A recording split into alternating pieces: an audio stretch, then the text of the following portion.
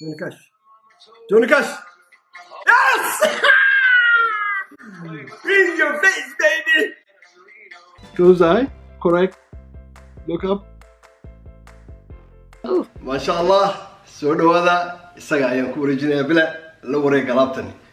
cid kale kuma aaminayo adiga ayaa sameynaya Sophia, what are you saying? انتوا واصلين لنا؟ We're excited. Woo! Welcome back to Naji Show. وعاوة waxaan wareysanaynaa Mahad Cabdulle. Yaa waay Mahad Cabdulle. Mahad waa YouTuber, chef, cook oo cunto kariye ah, baraha bulshadana caan ku ah, aabba ah ku nool magaalada Oslo. Soo dhawaaw Mahad. aad baad u maasantay cali naajin adigu casuunto barta YouTube-ka aad ku leedahay aad baan kaaga mahad celinayaa waa mahadsan tahay waana ku soo dhaweynaynaa waa kuma Mahad Cabdulle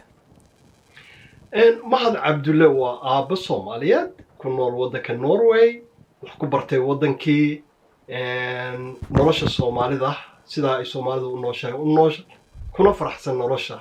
afkayga hooyana si wanaagsan ugu hadla waaw ma sha Allah mahad su'aashan labaad xigto waxay tahay waxaad ku soo barbaartay saan ula socdo magaalada Muqdisho oo waqtigaaga mar badan ku soo qaadatay waxbarashadaada dugsi sare ilaa jaamacad ilaa dugsi dhexe ma noo sheegi kartaa sidee ahayd waqtigaas marka aad soo barbaaraysay علي وأد بعض ما حسنت هاي وقت جي أنا واحد سو برباري أما كوريجا عن نقطة الحسوس توا تدباتنا يدي وحنا كوك سو كوري مقالة أفجوية أو صدق كيلومتر أجرته إيوه مقالة مقدشة المركا إيمد شن يلحدن كي عن إيمد وتقارن إسا شن يلحدن كي ووقت جي شن سنة أو المركا حور نمد اللي هيستي وقت جي أنا وحنا مسنا هاي إنه ها مركي dardarkacii gobonimada marka isku darkii labadii gobol ee waqooyiga ku furta farxad weyn baan runtii umadu dareemaysay qosol fara badan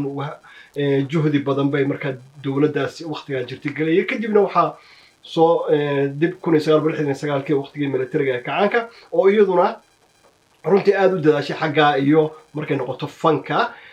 taasoo anaguna ku soo kacaamay oo iskuul waxbarasho bilaash aan haysanay jaamacaduhu bilaash bay ahaayeen waxbarashadu bilaash bay nabadgelyadu waxay ahayd 100% marka runtii wuxuu ahaa waqtigii ugu wanaagsanaa ee ummadda Soomaaliyeed meel walba caalamka joogto dhulka Soomaalida degto dhan waqtiga 70-yadii markaan ka hadlayo arrimaha bulshada anigu aan ku soo koray markay noqoto waxbarashada iyo fankuba waqtigii ugu wanaagsanaa ee waxaan soo qaatan aaminsanahay inaan farxad ku soo koray caliyo marka aad damacdo oo weekend ama jimco ama khamiis ay tahay iskuulku ku xiran yahay inaad baashaal aado meelay la aadi jiro maxaa kamid ah caliyo meelo fara badan ayaa la tagi jiray waxaa kamid ah Lumumba waxaa kamid ah Jazeera Club waxaa kamid ah Uruba oo markaa kooxooyin fara badan oo kala duwan hotelka Uruba oo xeebta Sugantaleeda ku yaala iyo Jubbo ka fogeyn Uruba inta iyo waliba restaurantiyo fara badan oo iyaduna si gooni ah markaa private loogu tumi jiray sida Fair iyo Taleex intaaba way jireen iyo bulshana way jirtay oo iyaduna habeenkii la isku iman jiray marka bulshadu way kala baxsanayd oo si wanaagsan oo qurux badan bay markaa ummaddu kii doonaya inuu ku noolaa inuu tago tiyaatarka Soomaalidu markaa waa bari ay ka tumi jirtay oo qaaci u jiray iyaduna gooni baa loo tagi jiray dhinaca kalena qofkii dhalinyarada doonaya marka anigu waxaan inta badan xoog saari jiray oo aad u jeclaa kooxda Shareero oo marka Jazeera aniga fogeyn oo ka tumi jiray cali hadan kugu daro humaaga iyo guuxa ka soo yeeray Jazeera ilaa iyo hawlwadaag bahawada la maqla jiray 12 habeenimo marka la gaaro oo dadku marka halka ay ka dhageysan Bar Jazeera intuu ku yaala marka number 4 area miya Bar Jazeera wuxuu ku yaalay number 4 area ayadu marka number 4 markaad marto Equator ayuunbaad hore u soconaysaa kadibna Jazeera Club halkaas ku yaalay صح اوكي كلها hadda ma jira marka shareera aad jirtay iftin ma aad jirtay Uruba markay ka tumaysay iftin waa adduunkan u jeclaa oo markuu Zulfa waliba soo baxay adaa haweeyay heesta oo ku soo baxday Zulfa oo marka iftin oo kala duwanaayeen waxa jiray iyaguna Jerry wuxuu ahaa dhinaca Jazeera shareera marka hore ka bacdina wuxuu noqday iftin oo noqday marka dambe iftin adigu waa soo baxday markaas waa soo baxday adiga waa runta anigu la 82 baan ka soo tegay waddanka laakiin waqtigaa aan ka soo tegayay habeen walba oo khamiis oo jimca soo galayso waa ama inaan tago markaa Zulfa ama inaan Jeeri u tago oo shareere ahaa oo waxa ku yaala jaziira oo siira ku yaala aad iyo aad jubbana saasoo kale koox onkod la yiraahdo ka tumi jirtay oo markaa uu ku jiray waliba fanaankan hadda suugaanta la yiraahdo Sooraan heesaha u samayn jiray shaydaan bullow iyo durdur kooxdii durdur raalaha oo durdur oo markaa wacdaro weyn ka dhigi jirtay iyaguna baasto iyo shimaali aad baad u maasatay magacyo wanaagsan iyo saarado halkan aan ka salaamayaa saaxiibkay baasto hargeysa ugu dambeysay sanadkii hore hadda xamar oo jooga waa mahadsantahay sida guud ahaan ugu bixisay muuqaal guud music scene in Soomaaliya baashaalka dhalinyarada waxaas oo dhan marka gabdhii wiilal waa la wada tagay waa la baashaalay Soomaha waa la ciyaaray qofkiisa soo hoynay caliyow maanu kala garan jirin waqtigan hadda rafaadka dhibaatadan taagantaad arkayso caliyow ummaddu sida kale u fikirayso annagu weligeedna muu jiri jirin hadduu jirana waxay ahayd wax aad u yar waxaan kufsiga la yaraa waxaan riwaayadda rabshooyinkan hablaha lagu sameeyo nasiib wanaag markaa dowladdii meesha jirtana waxay dowlad adag oo runtii daryeeli jirtay xagga qabyaaladana aad u ilaalisay iyo sinaanta ragga iyo dumarka markaan sinaanta ragga iyo dumarka ma hadlayo tii sharciga iyo guurka iyo kala duwanaanta iyo kala hadli maayo taa anigu waxaan ka hadlayaa in ummaddu u sinayd waddanka oo si isku mid ah loo wada tagi jiray iskuulka galaaskayga halkan waxaa ila fadhiya kursiga gabadh oo nu taagan ama gabadh hadba saa u taqaanid oo markaa wada wadaagi jirnay waxbarashada cid ku khasbi jirtay cid dhibaato keeni jirtay madax xaafadoodan tagi jirnay way noo iman jireen sidaas oo kalena hadday noqoto Curuba iyo Jaziira iyo waxaas oo dhanna waanu wada tagi jirnay annagoonan xumaan haba yaraatay jirin soo ciyaarna soo qosolna soo wanaagsanaana ayaan gurigeena ku tagi jiray reerkuna way ku og yihiin inay halkaa tageen annagana waana lagu ogaa wax dhibaatana muu jiri jirna caliyo dhibaatana hadda taagan maanu arag waa maastaa maad waxaan rabaa inaan ku weydiiyo ma jireen kalaabyo oo kooxna ka tumayno sidii DJ oo kale inta music laga ciyaar kali caliyo qaar waxa jiray aniga waliba iga horeeyay oo laga tumi jiray Lamumba laga tumi jiray iyo xeebtan Lido laga tumi jiray Lamumba ku yaal xeebta Lido ku yaal Soomaa Lamumba xeebta Lido ku yaal marka waa Talyaani iyo system sida kale waxa kale laga tumi jiray intuuna shaleemada noqon shaleemo centrale shaleemo Mizioni oo marka dadka Talyaaniga iyo Mizioni DJ hana lagu tumaamiya DJ hana lagu tumi jiray intuuna noqon intayna caliyo noqon waqtigii dambe shaleemada noqon wuxuu ahaa DJ hana lagu maqlay waligay ma maqlayn oo waxa ahay shaleem centrale ku maqlay bas aad iyo music shaleem centrale iyo waliba shaleemadan kale ee marka Mizioni okay taas waxaan ka gudbaynaa nolosha hore xamar iyo waqtigiisa soo qaadatay iyo sida xuriyada loo haysto qof kastana wuxuu jecel yahay sameyn jiray si nabadna ku soo naqan jiray iyo sidii sinaanta hablaha iyo wiilasha ay isku dhaqmi jireen waa mahadsantahay taas sawir guud naga bixisay dadku waxay isweydiinayaan tan waa personal kalento sidee 60 jir iyo sidaan inaad tahay fitkan cali waad ku mahadsantahay badanaa dadku mar rumaysan xataa shaqaalahayga aan meesha isla shaqeyno qaar waxaa jira 45 jira caliyow ood moodo anigu inaan ka da'yarahay marka runtii farxadda wanaaga ixtiraamka dulqaadka iyo ismaqalku waa wax ka mid ah nafsiyan inaad naftaada ku kalsoon tahay ta kale waa inaad miisaamaanta cuntada aniga anagoo yar hooyo maasha Allah ilaahay khayr ha siiyo waxayna siin jirtay cunto wadani hadday garow noqoto ama masaga hadba saa u taqaani muufadii wax walba oo markaa cuntada lagu sameeyo macsaradii cambaheennii timirtii waxaasoonu cuni jirnay organic food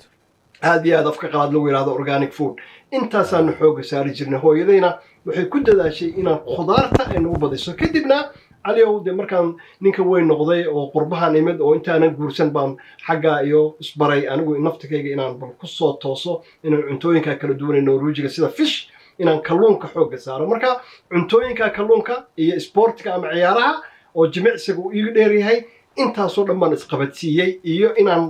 iska ilaaway wax la yiraahdo xanaaq iska ilaaw weligay qof ismaanu dilin caliyow qof ismaanu nicin stress iyo waxaas dhan sidaan u taageeraa farxad mahad waxaa tahay youtuber sidaas kalena cunto kariyaa tahay marka youtube nimada maxaa kugu dhalay youtuber inaad noqoto caliyo waxaan aaminsanahay anigu inaan ku jiray dadkii ugu horreeyay youtube samaysta 2006 baan furay markaasoo 10 daqiiqadood unbaa la samayn jiray aniguna waxaan waddankii baan tegey oo carruurteedaan kaxeeyey marka waxaan isra meelaan bulshada la wadaago ayaa youtube-ka markii la furay baan soo gelin jiray 10 daqiiqo laakiin markaan arkay 2017 2018 in dad badani oo youtube u furan yihiin oo si kale u isticmaalaya ayaan isla anigu bal bulshada dhinaca kale ka tus siyaasadan iyo qabyaaladan wareertay soo yaacayda ah bal ka yara bedel oo bal dhinaca cuntada arrimaha bulshada barnaamij maxaan u soo joogay oo aniga waxaan u soo joogay taariikhdii waddankeena iyo waxyaalaha aniga igu dhacay baan ummadda la qaybsaday dadkuna runtii way ka falceliyeen si wanaagsan qaarkood gaar ahaan dadka aqoon-yahanka iyo dadka degan oo markaa ayaa aniga si fiican igu xiran aadna way u mahad celiyaan barnaamijyada maxaan usoo joogay gaar ahaan iyo kan cuntadaba caliyo waa mahadsan tahay waa aalad la isticmaali karo dadkana lagu wacyigelin karo si fiican mahad sanad ka hor ama 2 sano camal mid ku dhow waxaa samaysay review falanqeyn youtube lacagta laga helo waxaa soo qaadatay youtube caan ah oo inta ay sameeyaan qiyaas ahaan kabacdin dadku waxay bilaabeen inay ku waashtaan youtube iyo lacagta laga helo marka adiga mare habaabi ma la dhihi karaa because qof kasta wuxuu leeyahay lacag laga helaa xataa dad waxaan aqaanaa lagu dhagay lacagtaas qaadataa nasiib la dhahay loo shaqeynay because of you cali waad mahadsantahay haddii sidaa loo qaatay laakiin anigu waxaan islahaa inuu bulshada wacyigeliyo oo dhiiri geliyo dad badanoo waxaa jira cali oo wax wanaagsan soo saara laakiin aan iyagu intii iminka waad ogtoo dee adduunyadani adaa shaqaysan kara haddii aad dhinac walba dhinaca wanaagsan ka eegto ku dadaashood dul qaadato waan ognahay dhibaata loo maraa 4,000 saacadood waxaa loo marayaa 2,000 subscribe mana fududo iminka waxa weye cid walba wajaantaa rogay bay noqotay marka anigu waxaan isiri bal bulshada dadkan wacyigeli dadkan dadaalay qasab maaha inuu quality kama hadlayn anigu waxaan ka hadlayay haddii aad dad badan ku daawadaan oo wax wanaagsan aad ka hadashid adeeg ku xirantaan ku fikiray waxaad ka hadashid anigu waxaan ka hadlayay waxay qiyaas ma ahayn wax markiiba waxa laga yaabaa bil inuu helo $500 ama $300 birna inuu helo $10,000 laakiin waxaan ka hadlayay un estimate waxa afka qalaad lagu yiraahdo estimationka oo markaa intaasuu samaynayaa macquul ah laga yaabaa inay aad uga hooseyso laakiin anigu waxay iga ahayd keliya tusaaleyn iyo inaan tuso bulshadu inay lacag ka samayn karto aday ku xiran tahay sidaad ugu samayso taa maaha mahad youtube-ka iyo cunto karinta hadii laga soo tago waxaa tahay aaba hal door ku dayasho mudan ay dadka bulshada aad u xiiseeyaan waxaan aragnaa gabadha aad dhashay iyo wiilkaagaba cunto kula karinayaan adigoo waqti fiican la qaadanayso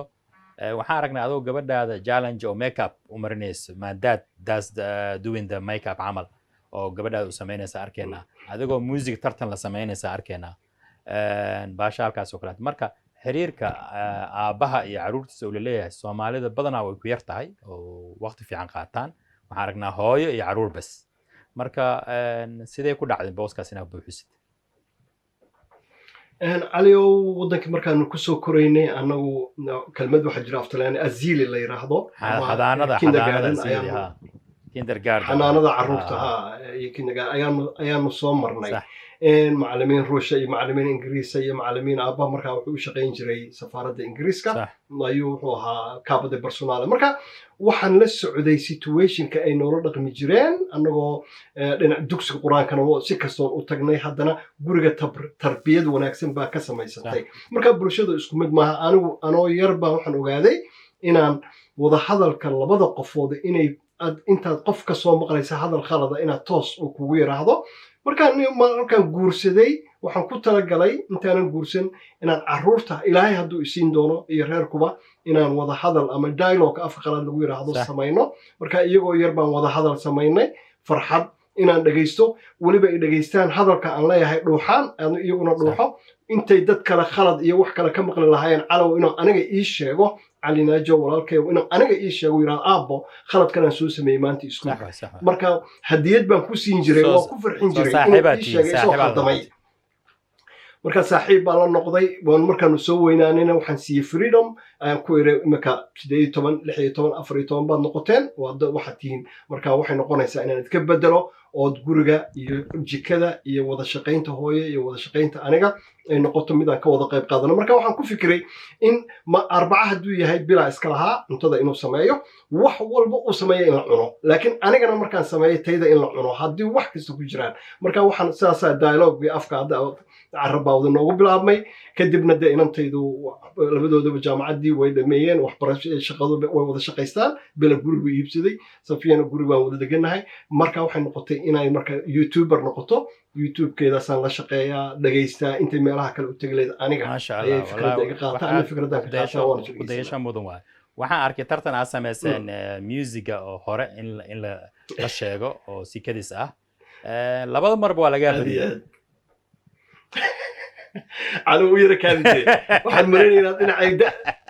إنا اسمه لنا عن نقرناه ما ولا ترتب فعلها جوي هذا وراح يستوي فعلها وهذا ده شيء كي تدا تميدنا ولا جابدي كي لحظة كي 90 ولا جابدي على وجيل عرور قاعد مرة لو حصوص عضا إمك كي متكلو إمك دبنا نقرنا سد ميدي إلى لبعض كي سجاش ميدي لبعض يكون بصوص إن شاء الله تعالى وحبي يقول بنجاري tartan fiican oo ma sha Allah su'aasha ugu dambeysay waa aragnaa caruurta inay saaxiib rasmi la noqoto haddii mid ka mid ah uu qofkii uu nolosha la wadaagi lahaa soo wada ku dhaho aabba qofkan waa isbarta oo guriga keeno waa saaxiibkii ama saaxiibaday maxaa dhihi lahayd aliyo tan waa run oo weliba 100% inta iyadu intayban ii sheegin baan maalin la fadhiistay indhaheedana waa tagay waxaan ku idhaa abo xaq waxaad u leedahay odaygani berito waqtiga ilaahay baha ugu silna kala dhibanayo xaq waxaad u leedahay qofka aad naftaada ku kalsoon tahay inaad ii keento Japan ha ka yimaado ka yimaado Mexico Soomaali ha ahaado cidda alla ciddaad ku kalsoon tahay oo marka waxaan ku dhiirigeliyaa waliba inay ku degdegin oo isbartaan muddo waqtiga kasta ha qaadato ay la sheekaystaan waliba anigu dhalinyarada waxaan kale ku dhiirigeliyaa war haddaad xataa isbarataan ama isguursanaysaan mar walba horta ku dadaala inaad guri yeelataan guri heshaan waxbarashada dhamaysaan idinkoo balaan iyo mustaqbal idinkoo waxbar jaamacadiina tigira ayaad isla socon kartaan oo habi noqon kartaan oo qosli kartaan oo farxi kartaan kadib markaad wax walba soo dhamaysaan waana taan ku dhiirigeliyo runtii aad bay indhaheeda inay ooyday waxay tiri expecting aabba inaad saa iga dhahayso laakiin maaban filaynin farax inaad dhiirigelinta xagga iyo hayso marka anigu mar walba labadooda gaar ahaan inanta waxaan ku dhiirigeliyaa xaq baad u leedahay qof walba nolosha la wadaagayso marka anigu waxaan ahay dadka Soomaaliga dad badan oo aabbo badan buu jiraan yaa xul laga sheegin oo laakiin u ogol freedom qofkaas xaq u leeyahay waxay qofkay keenayso Soomaaliya cid walba wax fiican waa mahadsan tahay sida caruurtaada u dhaqanto iyo sida waaniso saaxiibtinimada ka dhaxayso kalsooni abuuraysa that's why aad xiriirkiin u fiican yahay kalsooni ka haysataa adina kalsooni ka haysataa marka mahad waa mahadsan tahay marka cuntada karinayso waxa ka muuqato passion ama jacayl u qabto cuntadaas iyo farxad iyo ma soo baratay mise hore u jecleed sidee ku imaadina cunto kariye noqoto aliyo waxaan cunto kariye maadaama aan anigoo dhalinyaro aan tagay dalka India waxaan ugu kaliftay inaan cuntada aan markaa isbarno oo cunno suuqa kaliya kama cuni jirin marka sidaa daraadeed ayaan dhalinyaradii aniga markaa ila deganaa anigu cunto aan samayn jiray oo igu yiraahdeen aad ugu farxi jireen cuntadan sameeyo dhadhankii waxa markaa aan way dhiirigeliyeen markaan wadankan imidna waxaan ka qayb galay inaan ku bilaabo inaan dhul xaaqo inaan cunto meel maydho digsiyada maydho kadibna aan rootiga mariyo kadibna jaamacad bay ii direen 3 sanadood aan 2 sanadood iyo bar aan uga soo baxay course jaamacad ma laakiin waa course oo markaa diploma ah oo 2 sanadood iyo bara halkaasna ka daba qaaday marka cuntadaydu hablaha Soomaaliyeed ma gaarayno laakiin waa cunto European ama international ah oo marka aan ka ilaaliyo dufanka iyo waxaan kaloo ka ilaaliyaa bal inay noqoto cunto isku dheelitiran haday noqoto khudaar iyo kalluun iyo marka hilibkii loodo marka aad baan ugu jeclahay u farxaa markuu dhiirigeliyaan oo dadku yiraahdaan halka ka wad waanu daawanaa barnaamijyada dad badan baa ku xiran runtii waanu ku farxaa mana joojiyo waxaan ka qaaday waxaan kelmadda imika aad tilmaanto ah passion baa Oslo imaado waa adan kugu leeyahay cashadeeda sameynay diyaar baan ku ahay cunto walbo dalbato waana qaanaa weliba nooca jeceshahay waa la socdaa mahad aad u mahadsan tahay wareysigeena maanta meeshuu ku eg yahay marka ku mahad celinaynaa علي أديان كم هالعني وقت جاي قال قاعد نهرتي يوتيوب كأنه وحنا ما شاء الله وحنا أحسن بتسوق على فكرة ده بدن أن يرد ولي بقى how Somali you are بحسي وأركي إنه إنه يتدل أركي مجال في هالكلام كسيب علي وحتى قف يلا تليو يقعون وما استساحب قالي ما شاء الله عليه وده هذا الدونا داوديال وبرنامج كي ناجي شو أنتو كيك عاون وحوريسين مهد عبد الله أما durbashash lo family loo yaqaano waa youtuber hoosan kusoo qorayna youtube-kiisa daawada waa xiise leh ayaa ku jiro waa arki doontaan qisooyinka iyo waxaan usoo joogay iyo barnaamijyo badan asigoo cuntada karinayo waxaas oo dhan waa ciao